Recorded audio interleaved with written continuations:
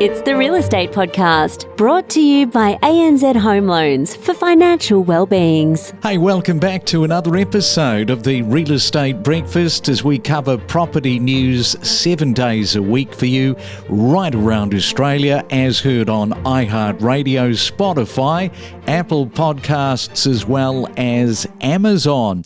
And it's a Tuesday morning, April the 30th today. Yes, the year is moving on, and as a result, what we're going to do this morning is take a look at the first quarter of 2024, because we're well into the second quarter. We thought that it could be an interesting look back over the first quarter of this year with some of the interesting signalling that we had from various real estate commentators. And it started back in February with the first rate announcement for the year. Explore new property destinations where you could live with exclusive interviews covering real estate news and market insights. Well, it is a Tuesday afternoon, and it is the first Tuesday of the month, and we all know what that means. It is time to bring in Anthony Landau from Equilibria Finance.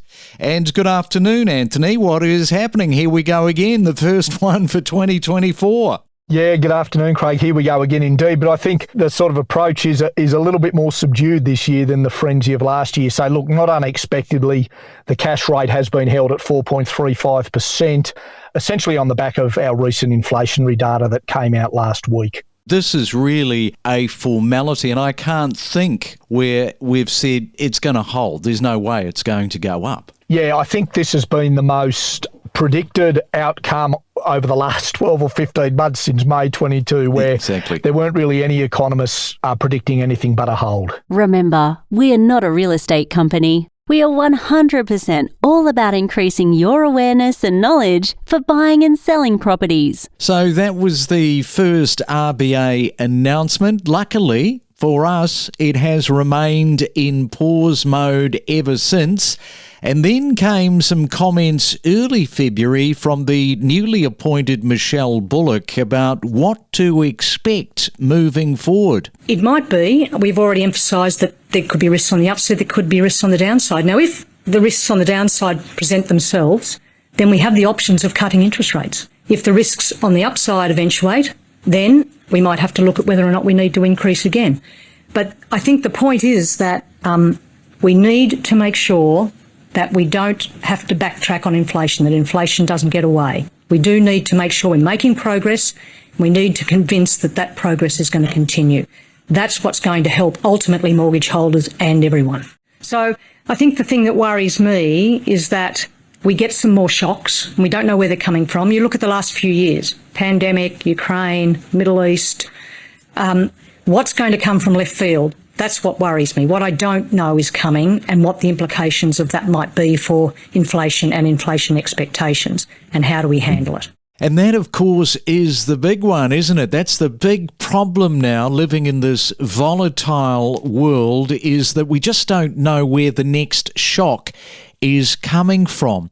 And I did think that the press conference, in terms of how Michelle Bullock answered questions, was pretty honest and straight down the middle. She was also asked about the elephant in the room, and that was what is currently happening in China with the slowdown in the market there, and how that might affect the RBA's target range. So China, yes, the slowdown in China is built into our forecast. As we all know, they are experiencing difficulties, particularly in their property sector. There has been some policy response to the slowdown in China GDP, but it's still a slowdown. The way that impacts us, of course, is through commodity prices in particular and our exports of commodities. So we are very focused on it. We judge things, the risks actually at the moment is fairly balanced. So I'll come back to my previous point that we're not ruling in or out interest rate changes. The board decided today to stay on hold, given all the evidence it had.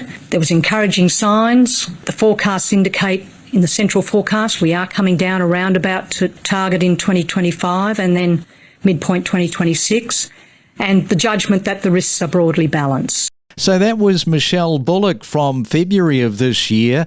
Really interesting, of course, to hear some of those comments because the real estate market, it's constantly changing, isn't it? With either nuanced shifts or some really big movement. You can never tell from month to month what is happening. But I can tell you who we're going to hear from next, and that is Eliza Owen from Core Logic and Nicola Powell from Domain with some of their earlier comments from this year. Each week, we bring you in-depth real estate discussions, including inspiring stories from homeowners, knowledgeable real estate professionals and economists. Whether you're a buyer, seller, or just a real estate enthusiast, we are your ultimate property podcast. Talking to Eliza Owen, and Eliza, understanding the nuances in 2024 of housing supply and demand definitely informs policy responses and market expectations, particularly regarding the sensitivity of buyer demand to changes in interest rates and affordability. Those nuances, I think that they're set to continue, aren't they, for 2024? Yeah, so I guess what this alludes to, especially in the context of a potential reduction in the cash rate, is that we know that fundamentally there's a lot of demand for housing, but housing in the purchasing market could increase if we get an interest rate reduction, because that would presumably increase borrowing capacity for people in the rental market. It could make housing look more affordable from the perspective of ongoing mortgage costs. So that's why I think households could be sensitive to a change in the demand parameters around purchases this year. And despite Sydney's reputation for sky-high property prices, resale returns over the past decade have been higher in other Australian cities. And Sydney's median house and unit prices surpass those other cities, but resale returns have been more impressive in smaller markets. So, Nicola, where is that standing out around the country for you? What is really leaping out? So I feel like we need a drum roll, don't we, in launch of what is the city that has seen the greatest return. So we actually looked at, we know property markets go through price cycles, and we know that Sydney is renowned for these roller coaster property cycles. And what we mean by that is Sydney tends to see greater rates of price growth, but we also see stronger rates of pullback in price in Sydney. But what we've seen is some of our other quiet achievers have seen some phenomenal rates of growth over the last decade. And we looked at the average marginal returns on property, and the cities that came out as the top performers for houses were actually Perth, Hobart and Canberra. Now, they saw returns of anywhere between kind of 5 to almost nudging up to 7%. So that's an average annual return over the last 10 years.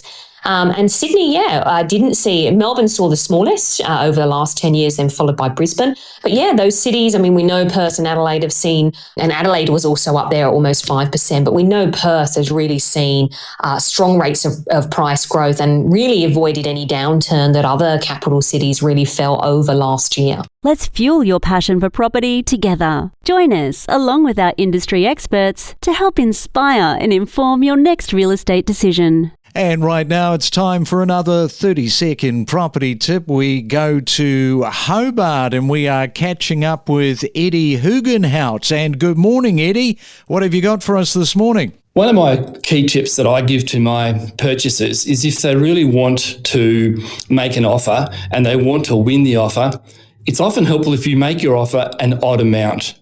Don't just make it $850. Because someone else might offer $850 and then it's a bit of a battle.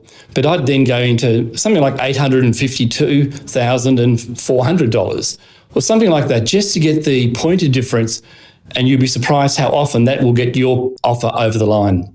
Yeah, nice one, Eddie. And so true, because people love to be boring and just round off the numbers. So don't do that. Give yourself a fighting chance with some weird amounts that could see you on the day win the property.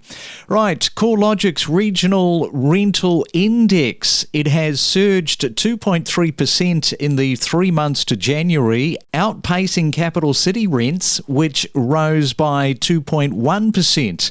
Notably, 13 areas saw rental increases of 3% or more. Who is the standout? Well, Albany in WA is leading the charge at 6.3%. In fact, Western Australia dominated annual rental growth, with Bunbury topping at 14.8%. Conversely, New South Wales' Bateman's Bay recorded the highest quarterly fall at -1.8%. Mining hubs like Kalgoorlie-Boulder boasted strong yields, while regional market performance in 2024, no doubt about it, is going to hinge on demographic shifts and local economies influenced by factors like remote work and infrastructure projects, which will all play a bit of a factor this year. Every morning from 6 a.m. across Australia, we deliver you the latest property news, commentary and predictions from Perth to Cairns and from Melbourne to Brisbane, 7 days a week, only on the Real Estate Podcast. And just lastly, what about the stress levels, do you think? The stress and the anxiety of premiums. It's kind of like rates. Rates can induce people to skip a heartbeat or two, but I think these premiums are definitely right up there in terms of how you feel about your property. Totally. In the ABC interview, they picked up on another person they spoke to from one of the peaks, and he said insurance is the canary in a coal mine. And it's interesting because if that's the tip of the iceberg, so to speak, of people's stress levels, you can imagine the level of stress among Australian citizens right now, not only homeowners, but also renters. People who have to pay insurance, they have to pay it. They have no choice. So what are you going to do? Not insure your home? And also, what are you going to do? Not feed your family? And how are you going to choose between the two? Yes. It's highly stressful. And actually, speaking to one of my girlfriends, she works to care for elderly people. She visits 80-year-old women daily. She said to me today, she'd been speaking to all these 80-year-old women who are really wise and knowledgeable. And she said an emerging theme was coming out from that demographic.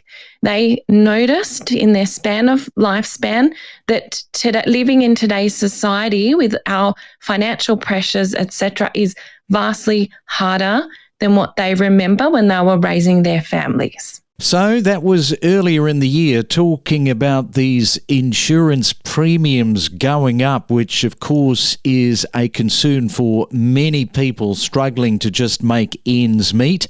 And that kind of wraps us up, looking back across the first quarter of this year. Hey, enjoy your Tuesday today. And a reminder, if you would like to get in touch with us, our email address is myrealestatepodcast@gmail.com. Have a great day. I think we've had inquiries from Switzerland. We've had inquiries from Hong Kong and Singapore, which is not unusual. Also Madrid. Of course, some expats coming back from the UK or people wanting to move here from England. Alex, this would give you bragging rights, wouldn't it? If you look at the units, the predicted price is to hit 978,000 by that year of 2030. I really couldn't see why anyone would want to be anywhere else. If you have the ability to earn an income, have a lifestyle on the Gold Coast, I feel very confident in the Gold Coast economy. I feel very confident in the property market here. And I just think that we've got the best place in the world. I've said it many times. If Australia is the envy of the world and the Gold Coast is the envy of Australia, that makes us number one. We connect you to the best real estate information across Australia. The Real Estate Podcast.